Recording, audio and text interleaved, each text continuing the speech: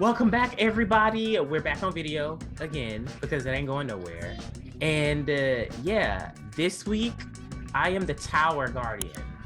Oh shit. Ah, okay. This week I'm Uzui Tengen because that's my man this week. Oh wow! See, I That's my haven't even man this watched week. it. I'm behind already, but I'm pretty sure. I think I saw some like wild shit. I'm pretty sure he showed up and saved the day or something. Uzui's the Um, man. but I'm gonna get into the Tower Guardian later on one of these new shows because this is some bullshit. Okay, but we only have one show really to cover Yeah. this, and then we'll talk about some of the new stuff that we've seen so far. I'm primarily gonna bitch about them, but yeah. So what did you think about the finale for Faraway Paladin?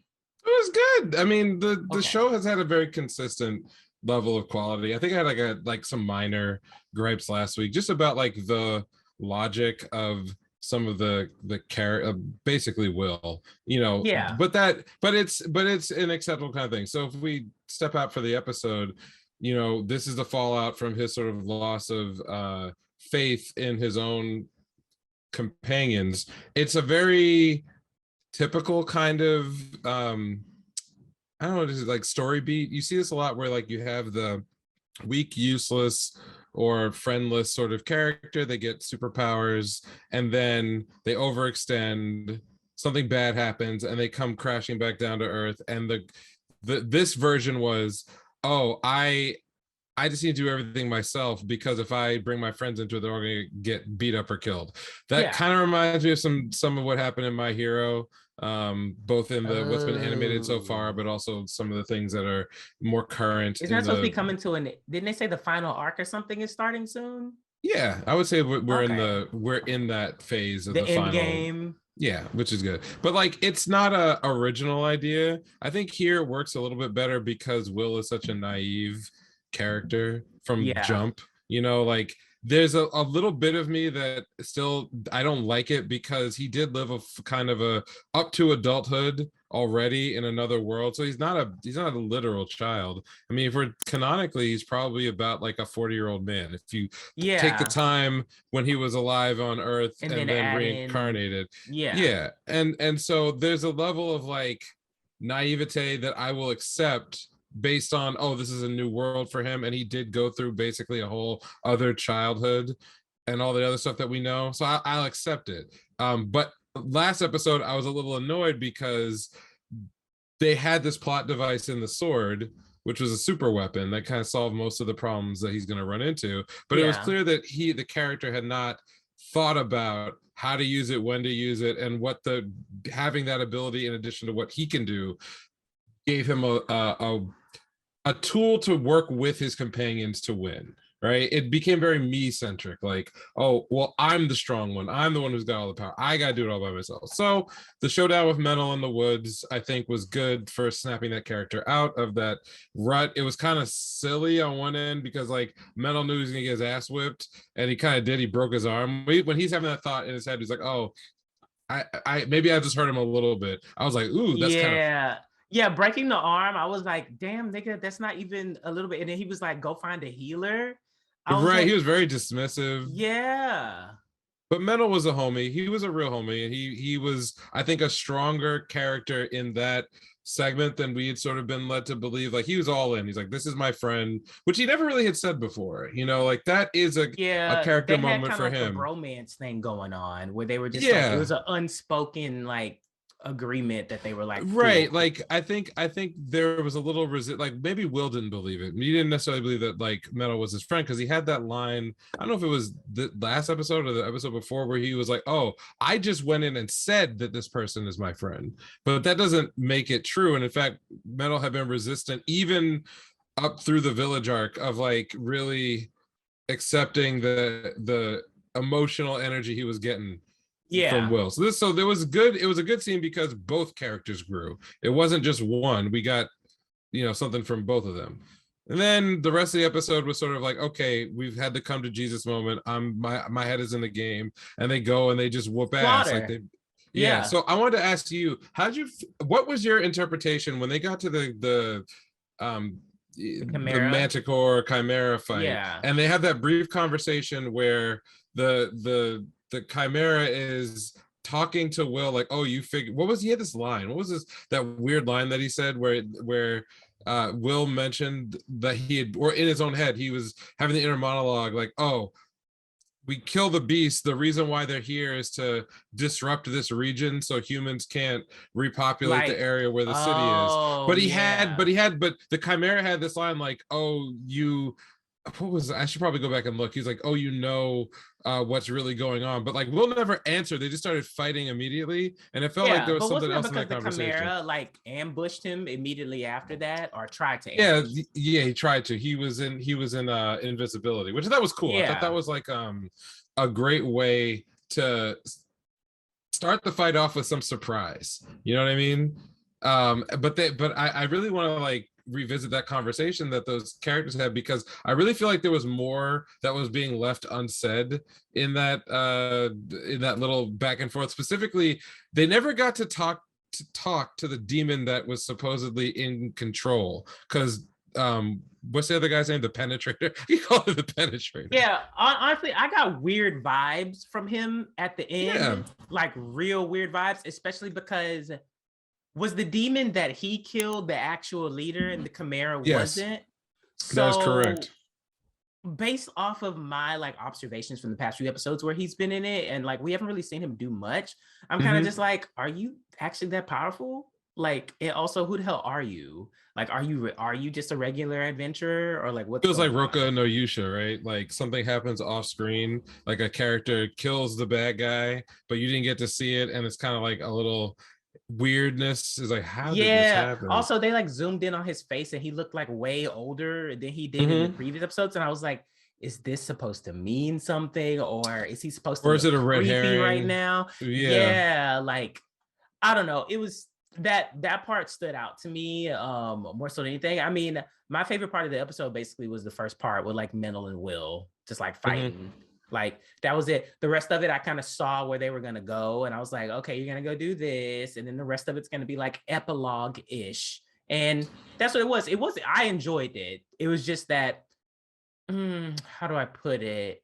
I'm happy that they put the reconciliation at the very beginning of the episode, but I also thought that like it was going to be a bit deeper than what it actually was. And it wasn't. And I don't know if this because like, maybe I have like higher expectations of the show because it's Right. the entire season, but the way that they reconcile things and the way that he like came to terms with everything, I was like, oh, okay. I was expecting it to get a little bit more like messy or like be more Right. not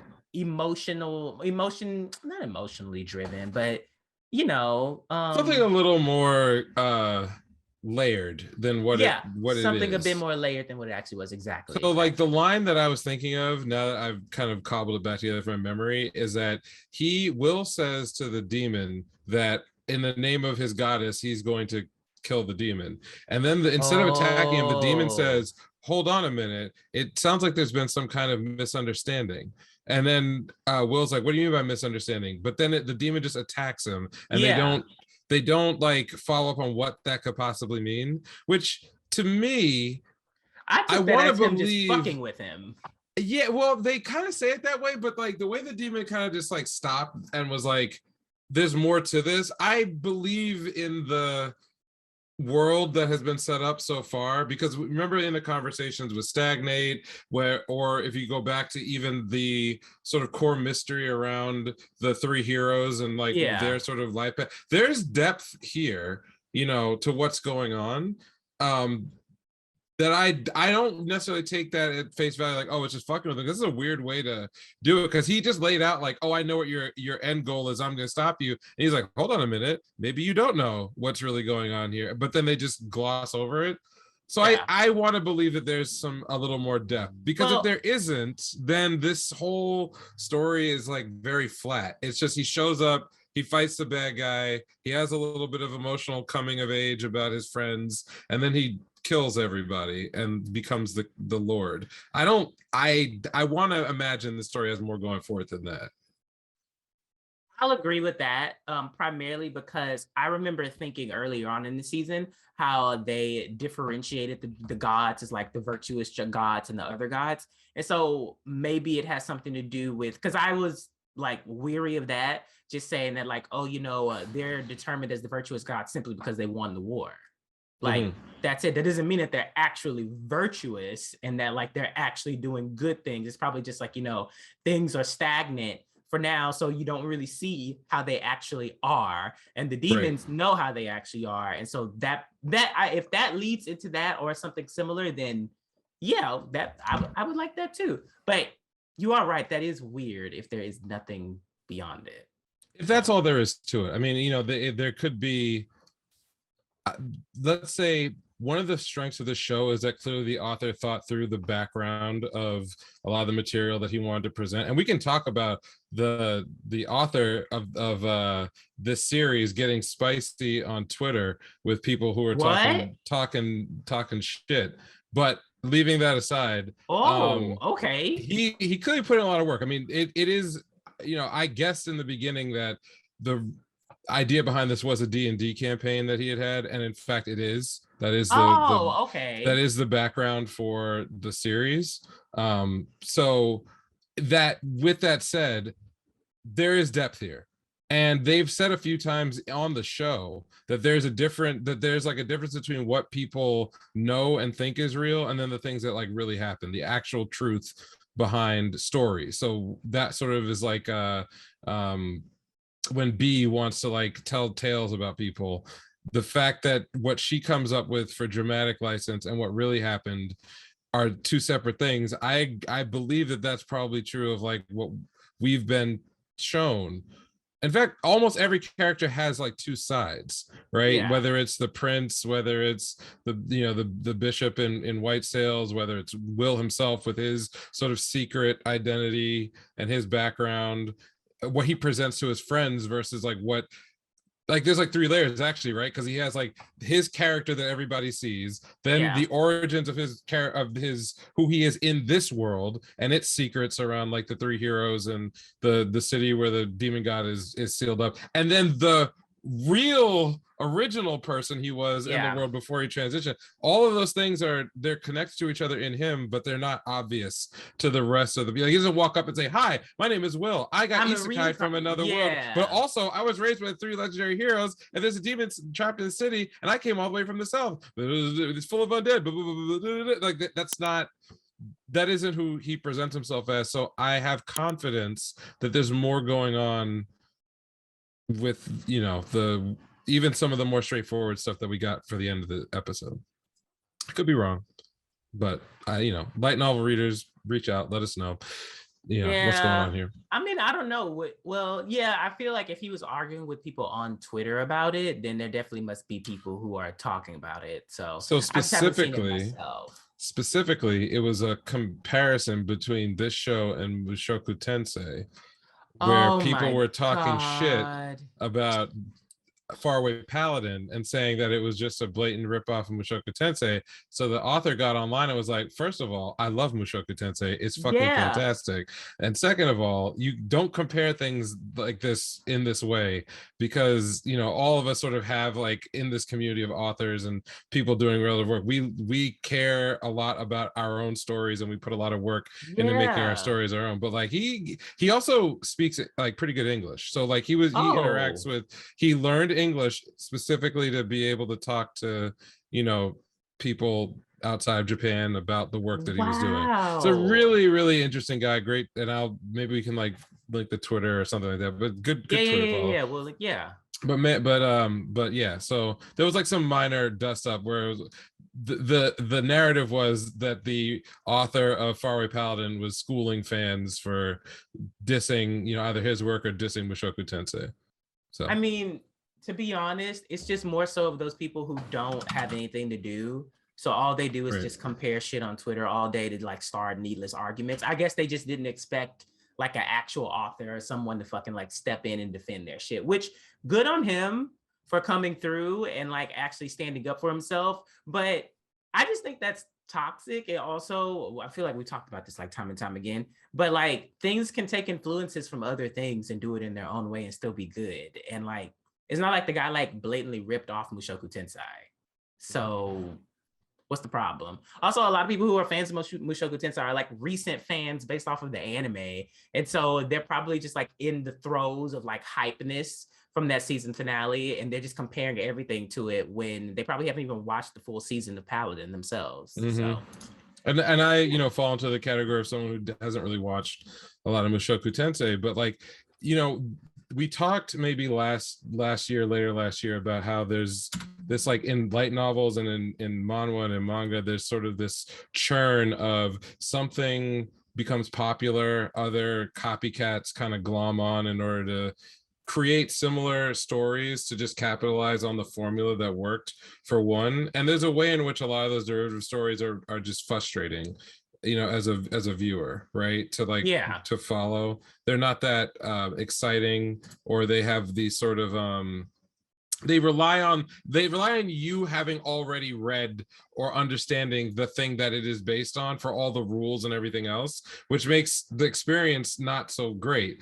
But when you get like original stuff, and when you get like authors who, yes, they are influenced by what else is happening, but also they're bringing their own experiences and they're doing work to do good world building, they should be rewarded. I think that's not something that you just gloss over, even if the show or the story turns out to not be, you know, your cup of tea, or it fails. I mean, whatever, you know. I appreciate when someone tries to bring something new, and I think that's kind of what this is and what this was. So Agreed. Anything about the end of the episode? Sorry. As far as the end, I mean, it made sense. I kind of wish he had like determined it. Well, are you talking about the conversation between Minnow and him? So basically, Minnow is just saying that like he's becoming a world power, or not a world power, but more like regional a regional power. And because he literally has everything to basically start, like, I wouldn't say a country, but I feel like it might end up going that way. And he might end up being the primary person who leads the settlement back towards the undead city, which would make sense. But then also it's kind of like, well, what about the other continents out there? And, you know, what about this succession thing that's going on between the brothers? And also, what about meeting the elven woman, or the half elven woman? Like, I'm pretty sure those things are going to come up, and they're probably going to be used as plot devices to get him away from this stuff.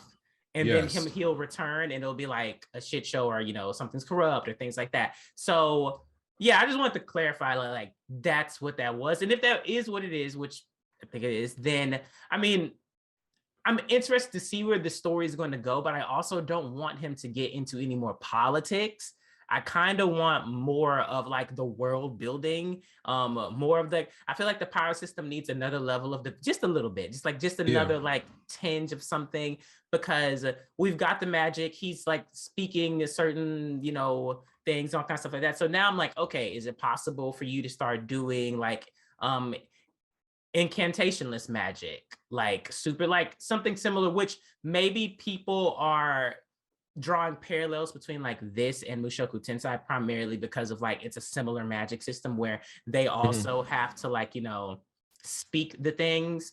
And one of Rudy, well, whatever, I won't say that, but yeah, maybe like that, or maybe there is another thing beyond, like, you know, imbuing weapons with the magic, things like that. Like, I want to know more about the gods, and I feel like we're gonna get all this stuff in time. It's just that these are like branches that I would enjoy seeing the plot like take in the future. I hope it gets a second season. I don't think it will, because I don't know, but that's just the American side. I really haven't looked into the numbers as far as like the reception, like the TV ratings and things like that. So if it gets another season, I'll definitely tune the fuck in, because like overall, it doesn't give me the same like levels of satisfaction as I had with something like, let's say, like Back Arrow or like Odd Taxi, but I'm enjoying the journey, and like I can see like all the potential, especially based off of what they've given us, to the fact where I'm just like, oh, this shit's just gonna be like one of those like niche things where like if you know about it, you know about it. And if you don't, it's Yeah. just like, yo, go watch it. Like, And it's not for I guess everybody. I guess we're kind of in that phase where we're kind of looking back on the season as a whole. I would say that like I agree with a lot of that. I don't know how well it is doing, at least the light novel post the show being produced, because the show got Mm, produced because the light novel was doing very, very well. So I don't know if there's a it got the spike or the bump that usually you would expect to see. And if it did, then it's probably likely that you'll get more. One thing I will say about Faraway Paladin is that its strength is in the setting, which is to say that like the setting is very well developed. But I go back to like my main complaint about the show and the story is that there are not a lot of like good and protagonist antagonist relationships to really drive like a lot of drama in the story, because there yeah. really isn't a consistent antagonist throughout the course of the series. Or even like, you know, the best you could say is that you had stagnate for like 2 episodes in the beginning. You kind of maybe had like the bishop or the prince before we found out about their characters later Yeah. on, and then you had the demon that was controlling the chimera that we never met and was killed off screen without any lines or any sort of, you know, understanding of how what the protagonists plural were doing impacted or interacted with whatever they were doing. We basically got all that bootstrapped onto the story when Will kind of did his inner monologue during the chimera fight, where he sort of like intuits, okay, here's what's really going on. Now if we had that moment Yeah. right when he got to the Beastwoods part, even if we never met that demon antagonist, like that would have at least put some dramatic stakes and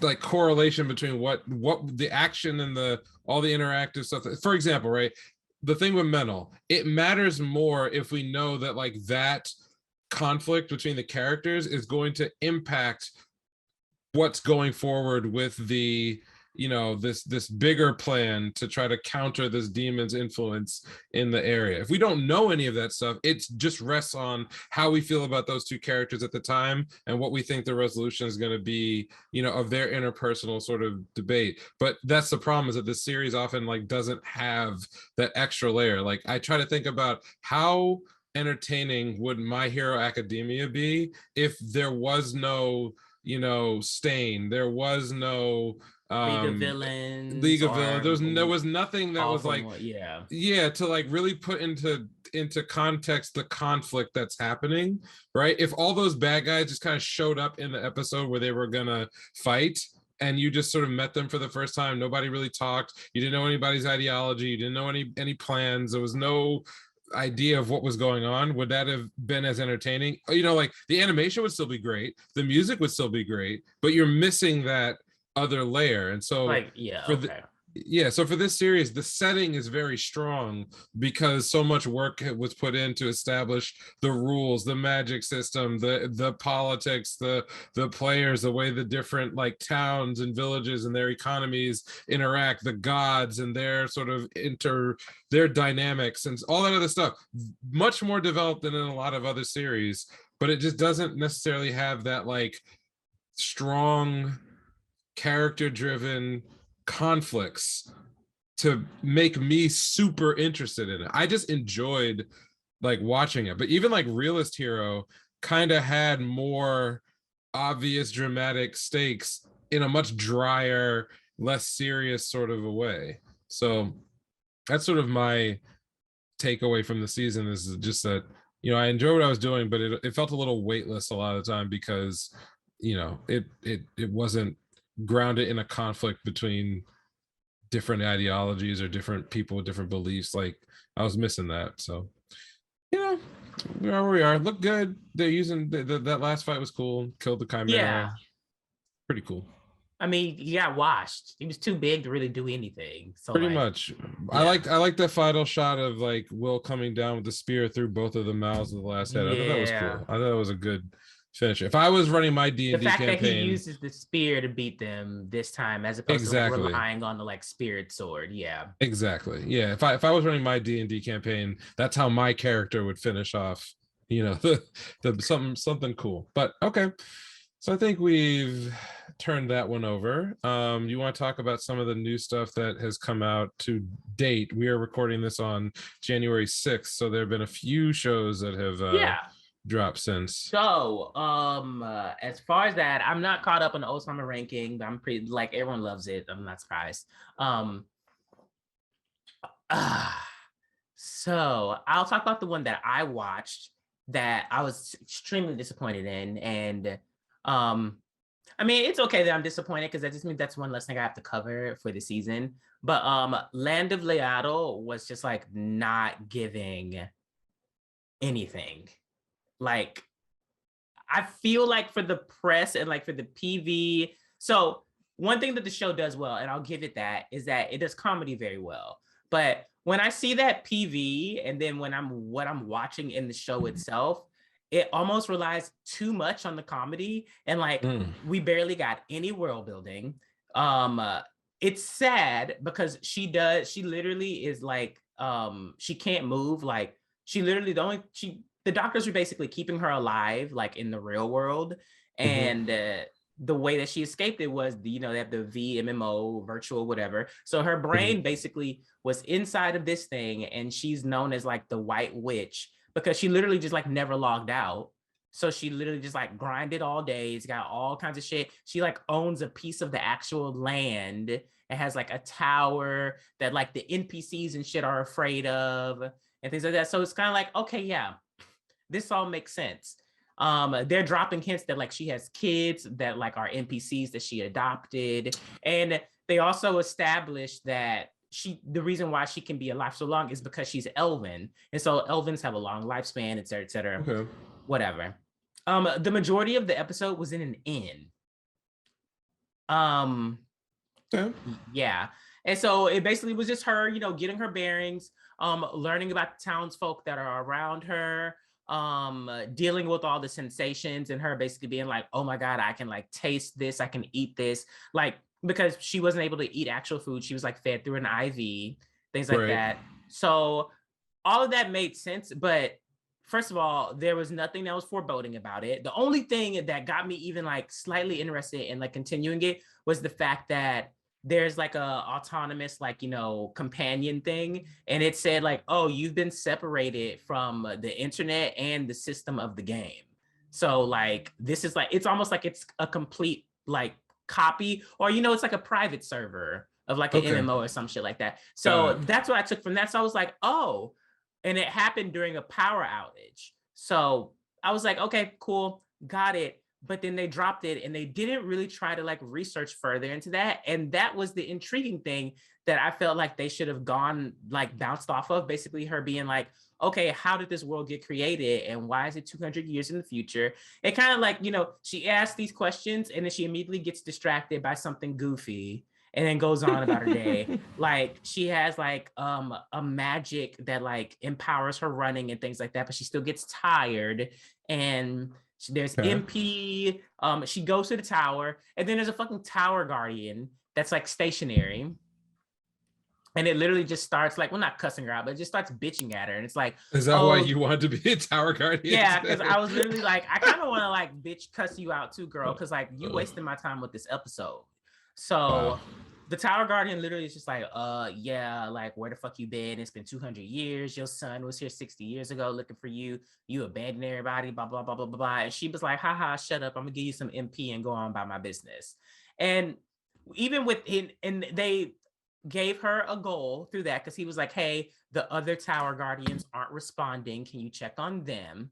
And yeah, they laid out a lot of stuff, but in that first episode alone, there wasn't anything that was like foreboding enough that makes me want to come back and basically be like, oh, so what's going to happen with this? Or not even foreboding, just like intriguing enough, because I'm already like of the mindset that this is just going to be an adventure. Like it is marketed as like a slice of life drama. So I'm pretty sure like she's going to like go traveling and run into people that she knew, or, new people, and learn about their traumas, their drama, and what's going on in their lives.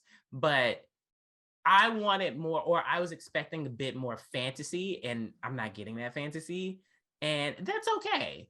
because I don't have to watch it. I also don't have to like, um pull out a pitchfork and tell everybody else not to watch it. I'm just not gonna watch it because it just really didn't appeal to me. I wanted to enjoy it, and the comedy beats did work, but overall, it's a no. Well, that's I guess that's a good thing, right? Oh yeah, If that's one it's less thing I have to fucking cover on the channel. Yeah. right. So I did not watch Liaddle, but it just more it was I wanted to watch the first episode eventually. It just was not like high on like my personal list of stuff. The other two, there are three series actually that are available now, but I only watched that I'm interested in. I only watched two. I watched Orient and I also watched Tokyo 24 or 24 Coup. I'm gonna talk about Orient first because it's the easiest one to get out of the way. Yeah. um I watched that too. The things I was concerned about in this project kind of came true. I think that it's a more of like a budget effort, so the animation is not all that great. Orient is a manga that relies very heavily on these very big, overly drawn panels to get across things like size and scale, or even like the weird designs of some of the oni or the kishin that are in it. It's not necessarily this like really, I wouldn't even necessarily say like a lot of the visual design for the non demons is all that interesting or cool. So a lot of stuff is very over designed in a way. It felt like if you've ever watched man, what the heck is the name of that one? That Warring States, like it's based on like the video Kingdom? game Sengoku Basara. Oh, like Sengoku. if you look at that, like that's sort of a lot of the aesthetic of like the human characters, and Yeah. to me, I'm not very interested in that over the top kind of look. Other people, I mean, that series has been going on forever because of the very pretty characters that are in it.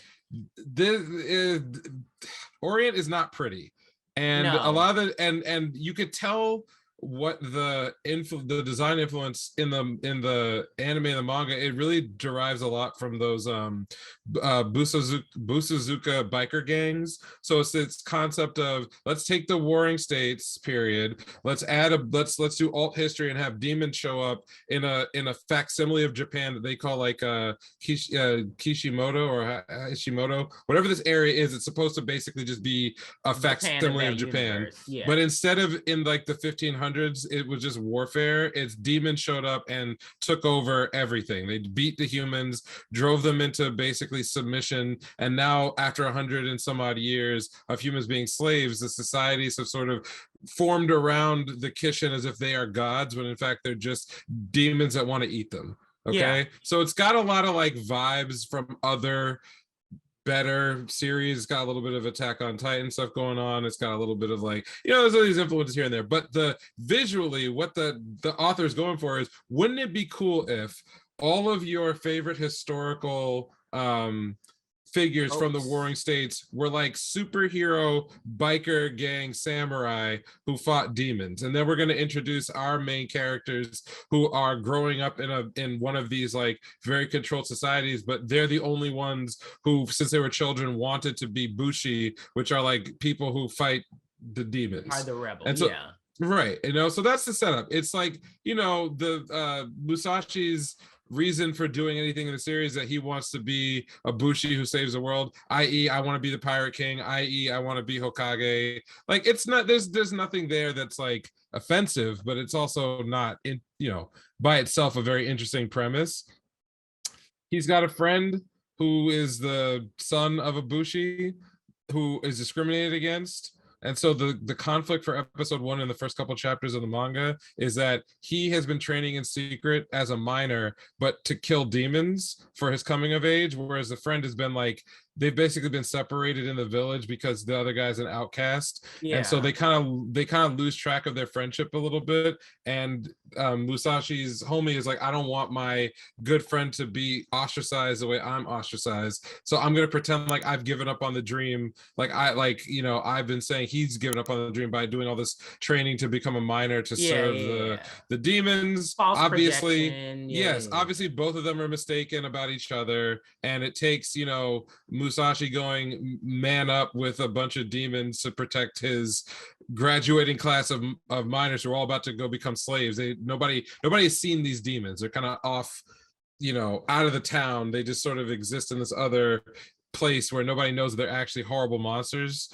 You know, he goes with his graduating class of miners to their area, and it's revealed that they're just human eating horrible creatures, and gets into a fight, kills a couple demons. His friend shows up in the last minute when he's about to die, gives him his real weapon. They kill some more guys, and then they tease the real Kishin is going to come out. Problem with the whole episode and the series in general is that their budget is super low. I don't like a lot of like Avex Pictures anime because like they did Black Clover, and you know that in the beginning of Black Clover, one of the big problems was the budget. And it wasn't until much later that they got their fucking shit together and started producing like really. So like, to me, Avex Pictures is capable of taking some of the really cool stuff from the manga and blowing it up and making it really cool. Yeah. But if the character designs and everything else in your sort of like mundane minute to minute episode are just kind of basic and not very well like there's a shot I remember in the first episode where it's supposed to be Musashi's big moment where he's like jammed the back of his like gigantic pickaxe sword into the ground, and he's gonna come back, and it's like, I enjoyed that moment. And I'm like, that's really cool. But there's a panning shot of his body when he's about to pull it out. Now, if this was another show, another studio, maybe Mappa or some other studio that has a better understanding of how to use all the elements of style to do drama, that moment where he's like straining all of his muscles and time has slowed down and he's gonna get this big slice, and then the effects and how it hits the guy like they're gonna blow that up and make it like super awesome. Here he does it, it's like a still shot, he goes to do the thing, and then when he cuts the demon in half, you just get the like, oh, it divides in half and it's red, and then like and it's like, this was just such a missed opportunity. This is where you go and you like you do experimental animation or something else like that to let the audience know that, okay, we're just in episode 1, but you can expect to see really cool stuff, a cool visual, a cool something when the moments are hitting. That's why you're going to watch this show. They didn't do that here. And so the end result for me is like, why am I going to watch a low budget version of a very typical shonen that's not going to get any of the beautiful art, not going to really capitalize on the source material in a meaningful way, and it's kind of boring. And the designs, like, I don't like the bikes. The bikes are stupid. I'm not into that look. Yeah, like that's a very, trust me, you could go onto like some like Japanese like street festival or like a car show or something, and they'll have like some dolled up like Busuzuka bikes from like the 80s, or like retro looking things that have like all these extra pieces and like they're long in the front and all this other stuff, and they would look just like the bikes in this, and they would be like cool from a cultural appreciation point of view for me. But like in this anime, they are not something I want to see. I don't want to see a bunch of dudes riding down the road with swords on these, but it does nothing for me. So I'm gonna just give it a, you can miss it. Or until some scene pops up where they put the money in and it's like doing cool shit. This is a very missable. Yeah, this is a very missable. So the same way the first 12 episodes of Black Clover are 100% missable. It's not until they get to that like underwater arc part that it gets its shit together. Right? Yeah. That's my one episode verdict. But I have read the manga. The manga is fine to read. It moves very quickly, and you do, if you like really overdrawn panels with like a lot of like everything is flowing and fire and like, it's cool. Go read the manga. You'll get a much tighter experience, and you don't have to waste your time waiting week to week. So there's that. Okay. And the last thing, I think we both saw some of this, which is 24Ku or Tokyo 24. Do you want to give a shot at explaining what the story is? Or no, I didn't watch. Like, I literally like fast forwarded through it. Like, I didn't like watch it. So like I planned to watch it, but I literally was just like, I just want to see if like the style that they were like showcasing in the PV and stuff like that, if that's what we're actually getting, and like, is it consistent, and et cetera, et cetera. So like, I did see that, but I was like, I don't have the time to watch it right now or do anything about it. So what did you think about it? So if you want to go on, anyone who's watching this on your own time, go read the synopsis. I feel like the synopsis doesn't tell you very much about what the show Yeah. is or what it's trying to be. This is my take on what I think the story is. So we're in another alt history situation where post World War II, the Allies built an artificial island in the bay outside of Tokyo, where they built sort of like a city, a second city or a second district of the city. This is supposed to be, in my mind, an allegory for like Hong Kong Yeah. and mainland China. Now we have the 24th Ward and Japan or Tokyo. So in this place, it's sort of like super high tech, and they sort of put all their money into this, turning into this autonomous zone where people who have grown up there kind of grew up with their own culture, their own society. And now in sort of present day, because it takes place, I believe, in 2020, the island is now basically about to be given back to Japan. And there is some political conflict on the island about, are they going to be able to retain their sort of independent culture, their independent status, and some of the way of life that they've sort of come to understand and enjoy, being this autonomous part of, or not part of the country. So like that's the setup for the world that we go into.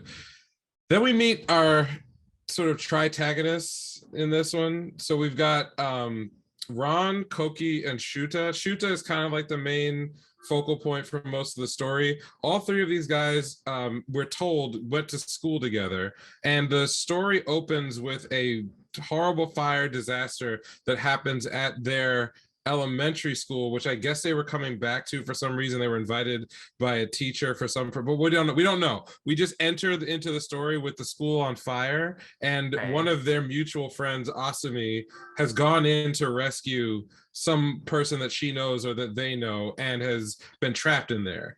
And so this is where everything, the story starts, but also where I start getting fucking confused, because when we meet all three of these guys, they're outside debating whether they should run into the burning school to find their friend.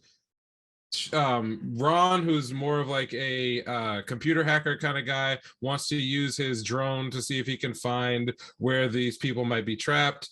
Koki is very like conservative and thinks that it's very dangerous. Nobody should run in to do it. He's calling all the officials. He's called I think he said like that the Coast Guard could shoot water far enough in order to like get the fire down the school. But Shuta is like, and this is where I don't understand what's going on. So apparently his interest from high school was becoming a hero, but I think he meant it literally as a job, not just like aspirational, because it comes up later and it's like people don't look at this like it's a weird thing, like for a So is it similar 18-year-old to like My Hero Academia? Like we're this is what that's what I'm trying to figure out. This is what confused me. Maybe it was a translation thing. So bottom line is all three of them can't decide what they want to do, and they wasted a bunch of time. So Shuta just puts on a helmet, jumps into the pool, and to get water on himself so he could like be slightly more fire resistant, I guess, and then runs into the school to go save his friend. Long story short, he gets there too late because the building is starting to collapse. The building collapses onto him, but he does not die.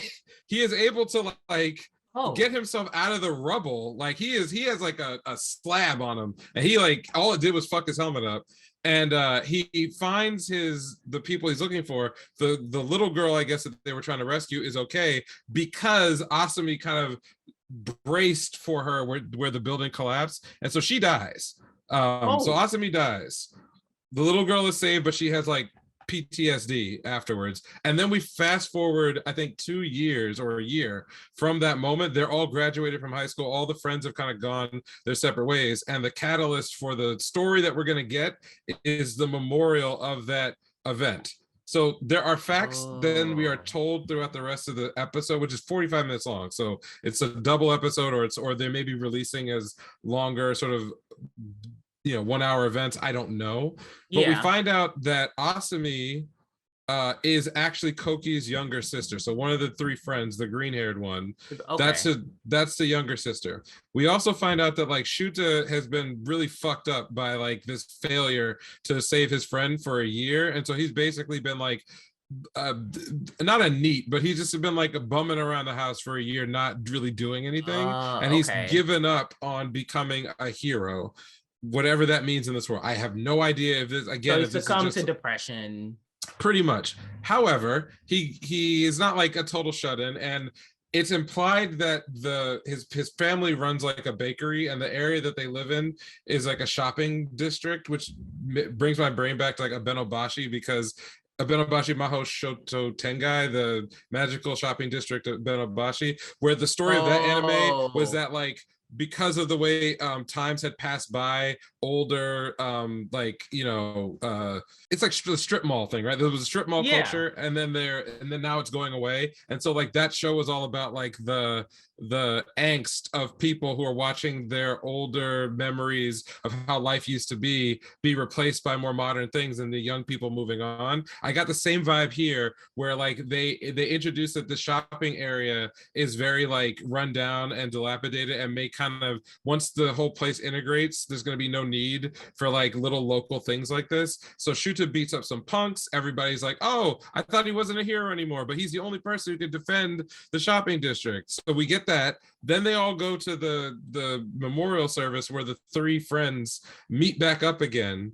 And through a series of wacky things that occur, they all wind up back in the shopping district at a friendly okonomiyaki, what's it called, okonomiyaki, like where they, Yeah. the yeah, that kind Octopus. of, Yeah. Oh wait, no, the exactly. flat. Yeah, No, the no, no, flat. it's like the pancake Yeah, thing yeah, that you yeah, make, yeah. yeah, but savory. But anyway, they're all there, where all three friends simultaneously get a phone call from the dead girl Asumi, and it's at that point that like what was a pretty like straightforward story about integration and politics and like confidence, whatever, just turns into My Hero Academia for adults, because their Really? eyes change. They get these weird like geometric shapes in their eyes, and in the phone call they are basically shown a vision of a future event that's going to happen, where one of their friends is either going to be hit by a train, or the train gets derailed to save her and kills 150 people. And so the rest of the episode is them coming together as a trio to try to figure out a way where they No don't one have dies. either one of those scenarios happen. So Shuta and Ron and Koki now have like superhuman powers, more superhuman than what Shuta was doing Yeah. in the place. Like before, I guess they show him, he literally like parkours up and scales a building. He's able to just do that like beforehand. Without showing like the eyes No, stuff no, and this then is yeah. before any like weird supernatural shit happens. He can just do it and nobody blinks twice. Like there's a guy from the cops who tries to interview him. The kid just runs away. He's like, I'll get you next time. So I'm like, okay, we have this. But now, once he gets his powers, he is literally jumping from building to like skyscraper shit. There's a scene where he does a really far jump and hits the cement and concrete, and it shatters under his feet, but he's fine. So like he is now fully superhuman, and he's talking to his homies like, this is weird even for me. Like I'm wilding right now. They get the whole thing culminates in Koki's dad is a politician. He's clearly like Mastermind or yeah, something. well, no, I don't think he's a bad guy. I think he's a legit politician, but in this city, in this ward, because they have all this advanced technology, they seem to have built some kind of computer system that lets them see crime that's going to happen in the future. But they can't arrest people Oh. until something bad actually happens. So they are lobbying the ward in the elections to basically like allow them to use this system in a more aggressive way. And every time something bad happens, like car accident, somebody gets hurt, drugs show up, there's an assault, there's vandalism, the Koki's dad is using these opportunities to try to like push people to want to relax their restrictions on using this super AI. So the event that it all revolves around is this automated train which goes haywire. Yeah. And Koki's dad giving a public address to inaugurate the train. Meanwhile, their friend and her dog get trapped on the train tracks through shenanigans. And all three friends with their superpowers now collaborate to save her. So Ron, who's been leading like an underground group of like YouTuber hackers who do like Banksy graffiti art everywhere, now uses all of his crew and his special hacking abilities to like hack the train and get it to turn its brakes on. Koki uses his like politician ways. He's very like by the book. He's sort of like he's training to become like his dad, but he convinces his dad not to derail the train in order to save the girl, to set up a scenario where Shuta can use his fucking superpowers to literally outrun the fucking train, which is a great scene. Like, it's animated very well. He outruns the train, overcomes his like mental block from wanting to be a hero because he sort of transports himself into the fire of the past where his friend died. Yeah. Saves Mary and the dog, and nobody dies, and they all kind of like scatter so that nobody knows that that's what happened. So that's the overarching plot. And at the very end, there's a scene where you see the conflict between the three of them, which is when we learned that Asumi was Koki's sister, but Shuta, I guess, was into her and is convinced that based on that phone call, she's still alive. And Koki is like, no, motherfucker, there's no, that my sister is dead. Don't say any shit like that. And so, you know, they're not gonna, they got along in this one instance, but they're not on the same page at all. And like Ron is trying to play peacemaker. So I've just laid out to you what the synopsis of that all the events sounds very intriguing though. It is. I just don't know if what I told you is really what's happening. I don't know. Well, it made sense as far as like everything that was said. So it sounds like they did a decent amount of setup and then just like shit hit the fan. And so they needed that full 45 minutes, or else like the first episode would have just been like droll, like. Yes. Okay. But so why do you say you still aren't sure about it? Because all of what I just discussed relies on the assumption that superpowers and magic or whatever the fuck is going on are a part of this world, and that the world is real. Because what I didn't point out is that when the episode starts, the first thing you see is what appears to be like a virtual system with a virtual AI talking about like causality and like making the right choices and being able to like choose your future. And it's very possible that all of this is just a fucking simulation of some kind, or like, or whatever. And then all the stuff around like wanting to be a superhero and people like not being weirded out by some like 19-year-old kid can just like start fucking scaling buildings and shit. Like, I don't know if the surrealness of the setting is part of the plot. Yeah. Like, oh, this is proof that we're like, this is maybe none of this is real, or some of it is real, or whatever.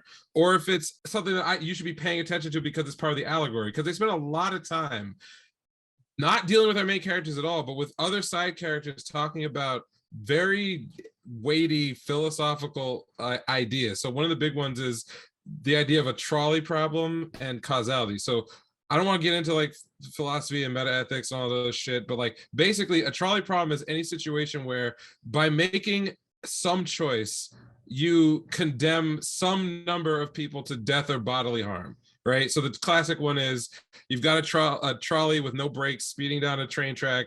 There's an elderly woman in a wheelchair that's stuck on the tracks. And then there's a switch that you can press that will derail the trolley. But if you switch them to the other line, they'll slam into some containers and everybody on the trolley will die. So on paper, it's like, is it the life of one versus the life of many? And that's like level one for a trolley problem. But level two philosophy is, well, is making a choice either way make you morally culpable for whatever the outcome is, right? So in the episode, Koki's dad literally goes through this dilemma. A guy describes a trolley problem, like they do the whole thing of like all the details, and then Koki's dad can't make a decision because he realizes that like the optics of allowing this cute little girl and her dog to get run over by this train are going to like destroy everything he cares about and has been working on. But at the same time, if he makes an effort to save them, he'll look good for trying to save someone, but the disaster of derailing this train and killing all these people is going to completely like end his political career. And so he can't decide. And so Oh. Koki's role in the story is to convince his dad to just make a choice, and then he leaves it up to his friends to make sure that the choice that the dad makes, in this case, it's to not derail the train. The choice he makes then is to like he has to bite the bullet on one end of the trolley problem, and then the kids They fix have to it so that resolve. there's no actual like penalty for making the choice, which is cheating and getting out of like the philosophical dilemma. But like, okay, we spent a lot of time talking about that and precognition. So you've got the whole what was that movie, the Tom Cruise movie with like the future sight where they could see crimes in the future? I don't know. It was from the mid 2000s. I don't remember. Bottom line is that like these are big fucking topics that are integrated into the story, but I don't know if they matter. I don't know if like this is real or if this is not real, or why people don't have bat and eyelash against superpowers, and like Shoota's doing fucking backflips and like, you know, breaking people's arms and shit, and like nobody cares. There's this whole subplot with Koki's so his dad has an assistant who's like basically a biker ninja, sort of, but nobody questions that. I don't know what the fuck is going on. There's like some. So then maybe maybe it is a simulation. Well, even so, this just sounds interesting based off of the fact that like I would want to watch just to simply know how they solve the issues that are like presented to them. And how they use those powers, also, you know, like the little schism that's going on with the sister. And wow, okay. So like Koki's dad is more so like not their handler, but like their informant or something like that. Or I think he's just an unwitting participant in all their things. Like, cause he like the thing that's great, I will say, legitimately great, whether you like the story or not, all the characters feel like they have depth and layers to them, and that their relationships make sense. Like, so Ron has a weird fucking head like hairstyle and is like a super hacker, but like when he's interacting with Koki and Shuta, they do actually feel like 19-year-old best friends from high school who all have very different personalities, but when they're together, they all sort of complement each other in like good and entertaining ways, right? And it's more of a seinen writing, so everything is really more adult, like the way in which like there's very few children in this plot, and it's not written, the dialogue is not written for kids, it's written for a more adult audience, right? So I think that in general it all comes off like a professional adult story featuring adult characters and adult situations, but maybe like jacked up to 11, especially in the end where everyone has superpowers for no good reason. Also, if I think Ron's crew are really cool. Like we don't get enough time with them in this episode, but like they all feel like well realized, competent characters. Yeah, the individuals who are like, you know, interesting in their own right. And his little like YouTube Banksy thing is like not, it doesn't feel like a cop out. They actually do some really cool graffiti art for the show.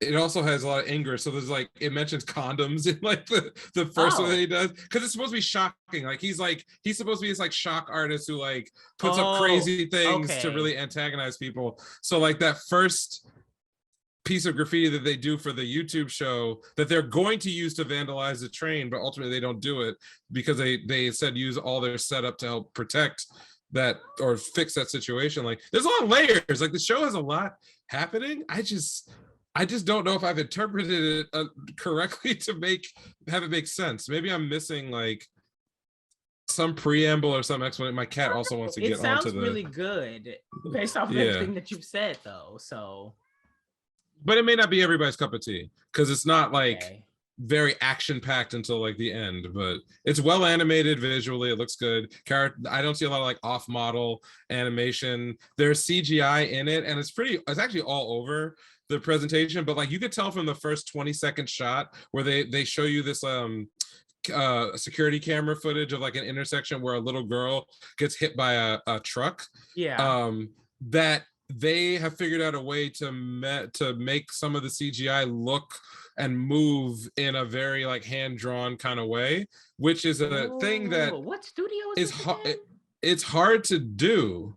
It's very difficult, and a lot of the shows we saw the last few seasons that were using a lot of CGI failed miserably because they didn't know how to like integrate it Incorporated. right. Yeah, yeah, Yeah, yeah. same like Paladin actually falls in line with that too. There are a lot of like janky CGI Yeah. shots I mean, all even over that that Chimera looked series. janky several times. Yeah, like it So did like, like yeah. that blending doesn't work, but like they do a great job. And what's the one thing they don't fuck around with is they don't try to do a lot of like crowd shots just with CGI. They use it for things that are like solid objects, cars, the train, Oh, some okay. parts of the background, buildings, but then they make sure to draw over the effects and all the other stuff. So it's a good looking show. Like it's a good looking professional looking show. So that's my mini overview of Tokyo 24. Okay. You got something um to say too? Apparently. um so what else? I didn't watch anything else. Was there anything else? You said there was a third show? That police drama Oh show. yeah. I want to watch that, but more for my own like personal entertainment because I Oh, feel like okay. that one there's nothing like crazy that's gonna happen there. But I have a feeling from what I saw in some of the intro stuff that like it's another one of those ensemble cast, well written kind of like slice of life situations. So Yeah. I'll give it a watch, mostly just for my own like personal enjoyment. This cat really wants to be on the Yeah. show. Come on, Artemis, enough. They want to participate. That's Um, correct. all right, so what do you have for news? I only have one thing. I feel like a lot of things have happened, but I only have one thing. And it's literally just The one thing I Danmachi. have is not necessarily like anime related, but it's Oh, manga okay. related. So a lot of people have been sort of in their bag because solo leveling is Ended. over. Yeah. And so I don't want to ruin it for folks who are maybe just now thinking about Picking picking it it up. up. Yeah. I did not like the ending at all. I don't feel that it was Oh. rushed. I think that this was where it was going the whole time.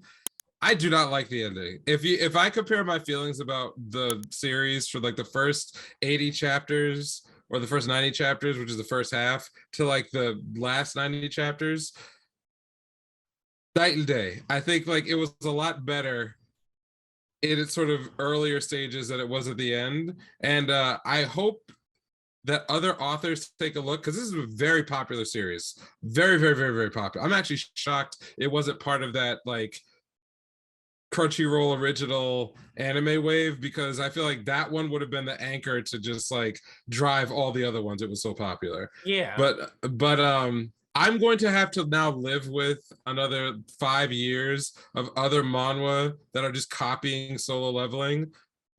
But I don't think they're going to copy the parts that worked. They're going to Oh. copy all the crazy power scaling shit that to me derailed the series and made me less interested in it by the ending. Oh. So Okay. it's over. That's I the thought that's what it news. was all about, like the power scaling. You know, it was, but it was also some of the intrigue and other things behind like the story and the system that they were working with. Once they once they eliminated the system part of it and it just became about like one ridiculous fight after another ridiculous fight, I kind of clocked. And then what they decide to do with the ending I will not give away, but they use one of my least favorite storytelling devices of all time in order to like make the main character even more sympathetic than he needed to be. Mm. And that's all I'm gonna say. Well, we could talk about it offline, but like, not a fan of how it wrapped itself up. Not a fan of really much of anything that happened in the last like 30 or 40 chapters of the series. It is what it is. It's over. Peace out for solo leveling. But what do you got? Danmachi is a season 4. That's it. That's it. I saw something like about Overlord. The next draft of the light novel has over 700 pages. 700 pages. Yes. Like, holy shit. So, and the good thing is they keep adapting the shit out of that show. So we're People gonna love get it it. eventually. Yeah. People love it. That's great. Don Machi is kind of like, I'm not gonna lie, the majority of the third season really didn't do much for me, but they got bloody near the end. Like, I was Yeah, surprised at how people were getting hacked the fuck up. So I was like, you know what? Maybe you guys are evolving in a different direction. Maybe y'all going in a different direction. So you know we what? can hope. We We can can hope. hope. I'm definitely not of the Don Machi cult that are just like, it's great, and It doesn't suck at all. yeah, it doesn't suck. I wouldn't say it's mid, but I'm definitely not like, oh yeah, you're gonna love this shit. It's kind of just like, it's good, depends on what you're looking for. I So give Don Machi its props, just for finding a aesthetic that really worked, and some of the characters I think are both visually appealing, but also like the borderline iconic. Not the main character, but I think who's the main goddess? I don't remember what her name was, but Hestia. yeah, I feel like that character had a moment, a few years ago, like a real serious moment where like that it's very it's difficult to make an iconic character that people can just recognize, no matter what. That I think Hestia's design and everything else were exceptional for that purpose. Story wise, it's one of those things where they had some cool ideas, but they never really fleshed them out in a way to make them any deeper. And when I was watching the last season, I kind of felt like I wasn't sure what they had left to do in the story, because there wasn't like a clear, like at first I was like, oh, get to the bottom of the labyrinth, and maybe like it's a Tower of God situation where like things get weirder and you learn more as you go down. It just devolved into like all the gods kind of fucking with each other. And I don't know how much I cared about that side of things. Like, it was interesting, but it became the whole story. Like, season 2 was basically, that was all that was happening. And then season 3, it was just like, it was all related to, it was like, you chose to focus on the part that was most marketable, which is hot female goddesses, Greek gods, all the kind of yeah, stuff. like that's the Yeah. marketable part, but it also is like the least original, least interesting part. I thought all the stuff they were doing with the dungeon itself Yes, I'm was the actually most so much interesting. more interested in the dungeon, and also the world outside the dungeon, and Right. how that like factors. Yeah, so But that's yeah, like that's not gonna sell a figurine, you know what I mean? because no one don't give a fuck if there ain't no big titties. No. Thank you. You can't put big titties on everything. Like, at some point you Like, gotta, I mean, I say that, but there's a lot of series and that's there all. are, yeah, That's they'll buy, somebody gonna buy it. true. Just maybe not. Okay. Yeah, Um. I sound negative. I'm not negative on it. I think it's a good series, but yeah. Yeah, I think that's about it. The Yozakura Quartet entered its final arc. I really enjoyed that like season they did, not the 2006 one. Mhm. Wait, no, not to there was an anime in 2008, and then they did another version in 2013. I love that show, and I don't know why it hasn't come back yet. So maybe this finishing will, have it come back. I don't know. We'll see. I do have to finish Platinum End. I forgot. I didn't watch the last episode, but I got to finish it as well. I saw so many people trashing that show, man. Oh my God. They are over it. It's Or not. they're I mean, I can primarily see why. they're over the protagonist. The main character fucking sucks. We could have a whole other conversation about like, I feel like the neat archetype is so fucking played out, at least as far as a popular Japanese literature. Like, Mm-hmm.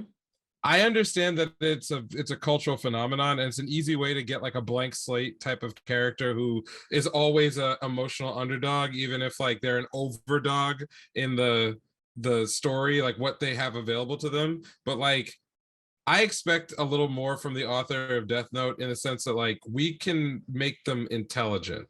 They don't just have to be whiny, mopey, like emo edge lords who don't even make the stuff they're doing doesn't even make sense in the context of the world that they're in. Like, this thing that, I mean, I still like it. Platinum End I enjoyed for the trash that it was providing, and I got emotionally invested in some of the plot lines, especially the guy with cancer. Like, that shit was, I felt something for him and his family. So that's an accomplishment that most series don't get from me. Yeah. But the protagonist fucking sucks. He sucks from the. I thought in episode 1 there's this part where he's like sitting on Machu or on a Mayan ruin. He's flown to South America and is like trying to figure out like how do I deal with the fact that I have all these powers now, given what like my goals in life were and blah blah blah. And in that moment, I felt like the show could have gone like 2 different ways. And I'm not saying he just becomes Lelouch or he becomes a loser, but like they could have done a lot more than just keep circling back to the same insecurity with this guy. Like you're waiting 12 episodes for him to realize that he's in a fucking death game. Like 12 episodes. Like niggas are trying to kill him. He watched a little girl get stretched until she fucking died. And he's sitting there thinking like, well, I don't want to kill anybody, even though the only advantage I have is the ability to shoot someone. So it's like he nerfed himself for a whole season. I can understand people getting frustrated with that. Anyway, it is what it is. Okay. Do you have any recommendations for this week? I don't really have anything that like stood out that I haven't already talked about. I caught up on. Well, I'll give a recommendation that we've shared in the past, which is Tower of God. Oh, that was gonna be my recommendation. Okay, great. So I'll just be quick. If you ain't reading up to date right now, and you're not getting like next level power scaling we're about to get to with a certain introduction of a character they've been talking about for like fucking 200 chapters. Oh my God. I don't know what to tell you, man. I don't know. This is it. This is all the other shit has ended. You need to be if you are a reader of anything, you need to be focused on Tower of God right now. Get your ass in line. It's I mean, that's it. That's all I'm saying. I'm gonna start talking about spoilers for it right now, so y'all can go ahead and skip ahead, skip to the end, whatever. I don't know. First of all, Floor of Death. What the fuck was all of that? What's his name? Mizuno? Is it Mizuno? Mm-hmm. I don't know. There's so many good things about the series that it does so fucking well. Like I feel like if I talk only about that, I'm gonna like forget about everything else. So like we got Mizuno, we got the fucking history dump behind who the fuck Bomb is, or who he possibly is. Who he might be. Because it wasn't confirmed, because homegirl was like, you're not that baby. So I'm just like, well then bitch, why you telling him all this shit then? So what does it mean? We got that. There's learning about Inryu and the fucking administrator, and the like, even just the fact that every floor has a completely different like culture. It's like a world in of itself. The way that they expounded upon the people on the floor of death, just like the way that they've learned to live and how they've just like agreed to just like stay stagnant. Like I thought that was crazy. Like how they're like, okay, we can't die as long as we don't like get. So I was like, oh, that would create the situation they found themselves in there. Yeah. Yes, oh my God, I love that. I love the part at the end where like they were all leaving, and I think, what is it, like Losai and Hilo, whatever, the two, like the North and the like South rulers, I think one of them had asked like Hwaryun, like, oh, did we do the right thing? Is he actually the savior? And she was like, figure that shit out yourself. Like, figure that shit out yourself. Like, do you think that was the savior? Who is the savior to you? And they were like, oh, we'll just continue to wait. And it's just like, oh my God, like these people literally have trapped themselves on the floor of death. Like, that's right. That was like crazy. Then we have, what's his name? So the head of that other family that gave Rachel the. Oh my God! Because we had seen hints, we saw a hint of him at the workshop battle. Yep, so that's right. I was like, I know this nigga. And for the way that he literally came out, embarrassed, just like embarrassed. Then you got Mizuno showing Mizuno's whole thing. I love this. I love like not like super overpowered, but like, you know, he's an irregular. But I love like his relationship, how he shows up to places and how they like developed his relationship with everyone else based off of the personality that we've already seen. Mhm. And like they're also like making, I don't see him as a threat, but I just see him as just like, you know, this is someone who is part of the game. Like the heads of the family are literally like, don't fuck with that nigga, don't piss him off. We ain't got time for this shit. Like it is whatever it is, it's gonna be what it's gonna be. So we get that. And then we go straight into the fucking hidden floor. And like, The hidden floor stuff is very interesting. It's like oh man, it's like a Matrix type thing happening there. yeah, And like there's some other ideas that they're really playing with. It was like, this is what I said. I want to, when I was reading it, I think we were recording, but I didn't want to say anything about this. I don't know where you're at in the hidden floor, but just from the I finished the beginning, hidden floor. okay, so like my view on this is that the author had read Hunter x Hunter and was like, oh, I want to do my own version of Greed Yo. Island. Oh my God, yes. And I was like, oh, then That he is just threw like a Greed Island like short arc in the middle of his and fucking that's epic. so that's another thing that I really have to say, because the one thing that's like scaring me the further I get is that like I'm running out of chapters. Like I'm running out of chapters. Like, oh my God, like, oh my God, I'm running out of fucking chapters. But as I look back, I'm like, as I keep going forward, I'm like, I've been through so many fucking arcs though, in like 150 or like 200 chapters though. Like this shit is just like, it's steadily moving. And even so, like, even with like the past stuff, it's like certain things set up certain scenarios, but where I'm at right now is the what's call it, the Slayer, the like animal feud, the animal one. And Yeah, I'm yeah, at the point where they're getting attacked by the ones that got exiled. The brother is awake, though they found yes, out that the yes, brother is the reason for like the shapes, their like power up in the first place. And so, but yes, then they bring it all back to like homeboy, who literally was like, yeah, like I had to do all this shit to preserve us, because like yes. this nigga The wouldn't dog let, people, like, yeah, yeah, yeah. yeah. And so like I'm there, like they literally just woke him up and like they're like talking to him right now. Okay, But then yeah. also with the, okay, and then the fucking battle station arc. First of all, no, the young Jihad fight. Oh my God. And then at the end, the real one shows up. And I'm Yes. like, oh my God. And this is like 5 a.m. in the morning for me. So I'm like, I'm not going to sleep.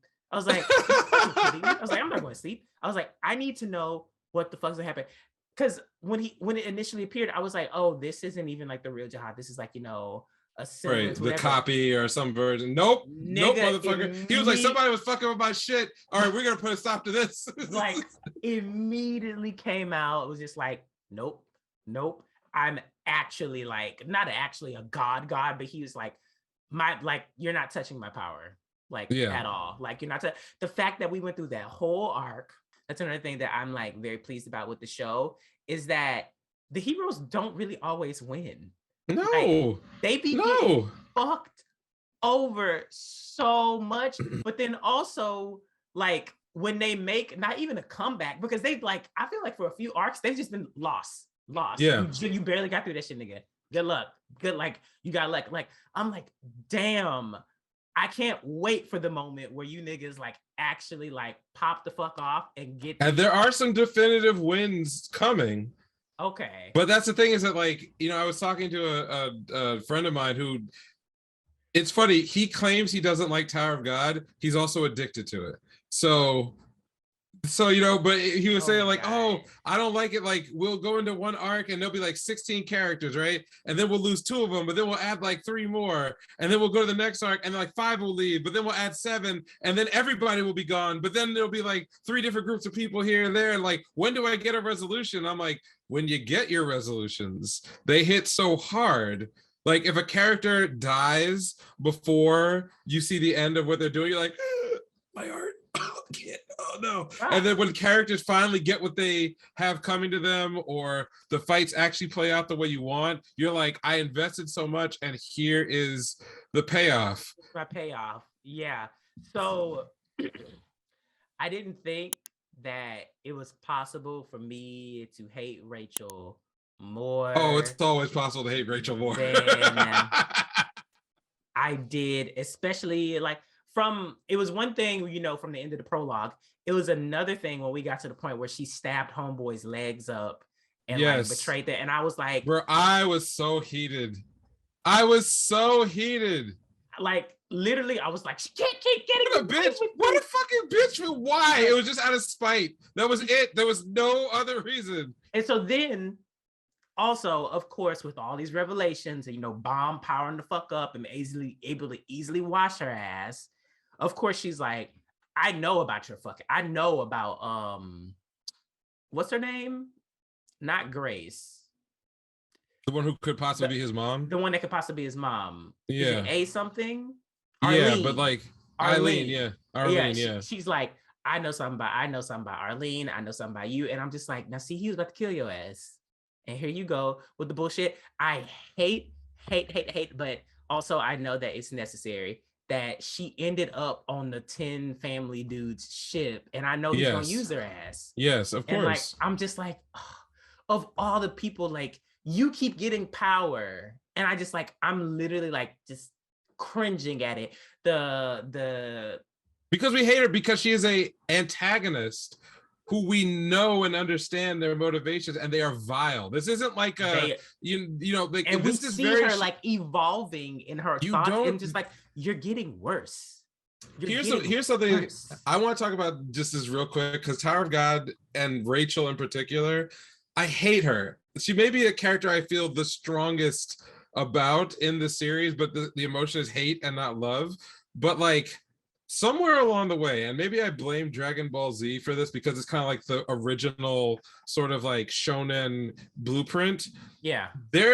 We got into this like habit in stuff like all popular media where the bad guys, if you make like a good villain, they wind up being cooler than the heroes. And so a villain in like all kinds of like classic writing and like movies is not supposed to be a character that you identify with. It's supposed to be a character that their opposition to whatever the protagonist is doing, whether it's ideological, whether it's emotional, whatever it is, like it's their clash of ideas that is resolved through the drama that you're enjoying in the story. Okay, Rachel is one of the most unlikable characters I have ever read in my entire life, but she got that way not by being like this world-ending threat, right? Yeah. Or whatever. It's that her whole ideology is the antithesis of Bomb's. Bomb is this innocent,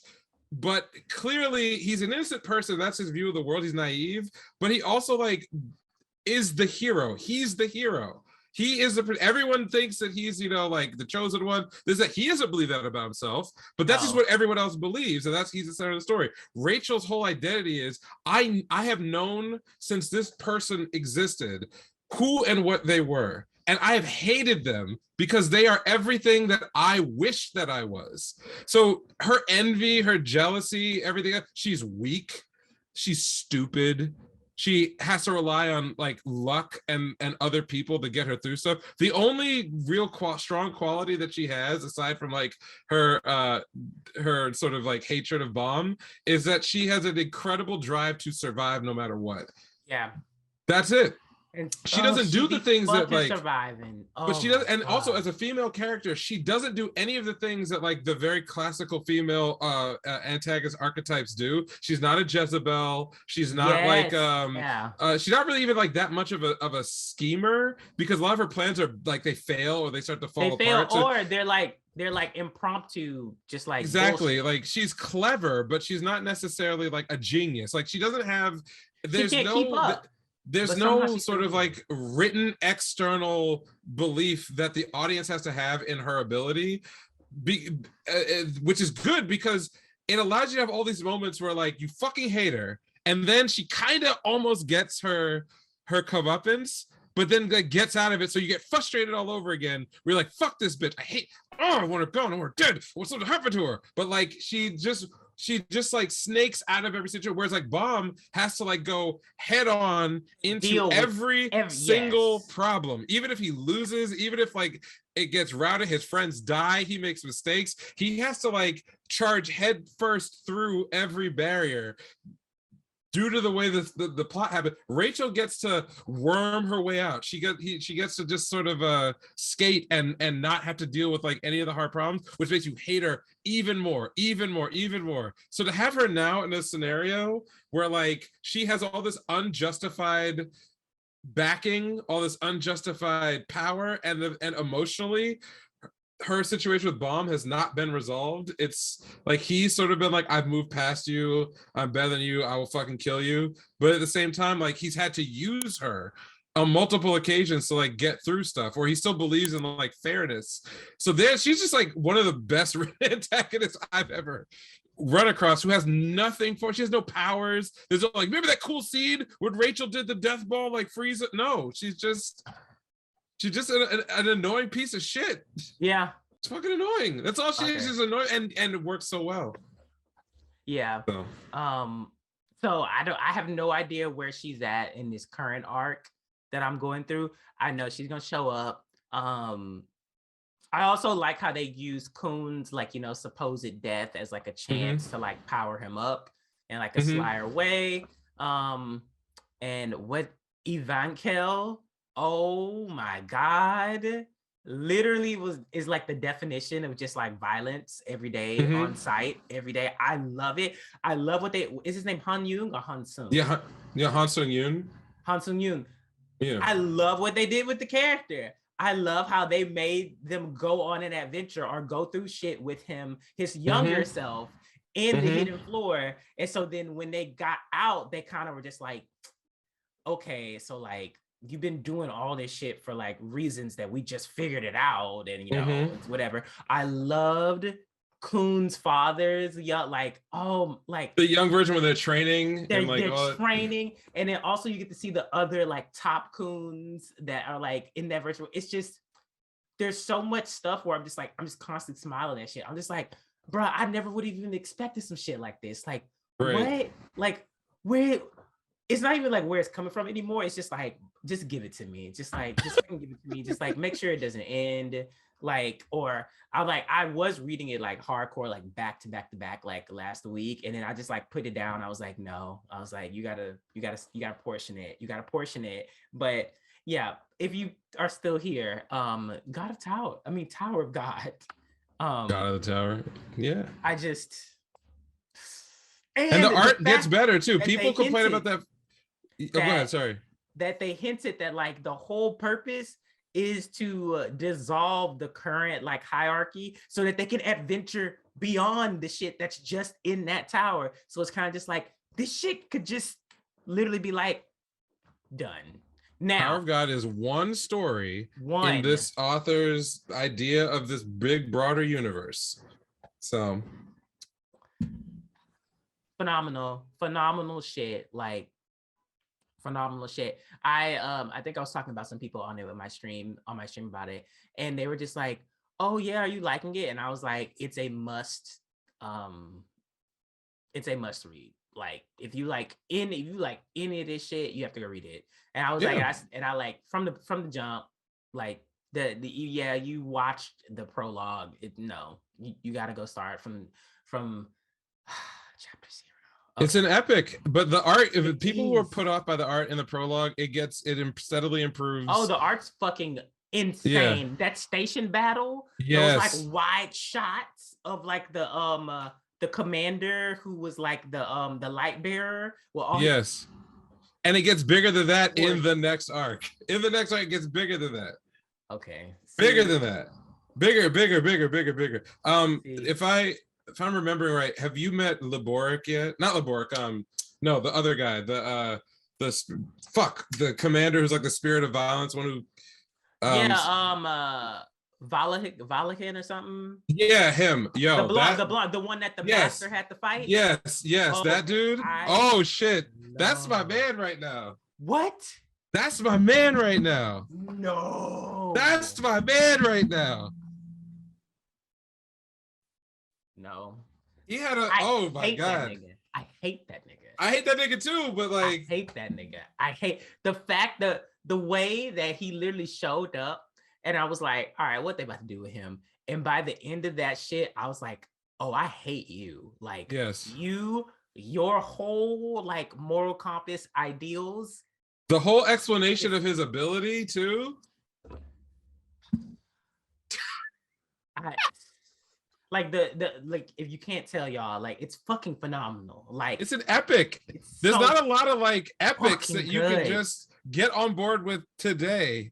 You know, One Piece is its own epic. That's in like the manga category, and it doesn't disappoint. This is in the manhwa side, just as deep, just as many characters, just as much like background, you know, activity, politics, and stories and everything else that all weave together. Like they are, you got to do it. Why would you deny yourself? You can read it on your phone easily. Yeah, actually, just scroll. I say it's almost better on like the iPad and the phone because you don't have to like find like a dark mode for like the extra white shit. You can just like, read it all. So that it was literally the reason why I installed a dark mode plugin on Chrome. It was so no, I could that's what I did. I also installed one on shit. Chrome. Yeah.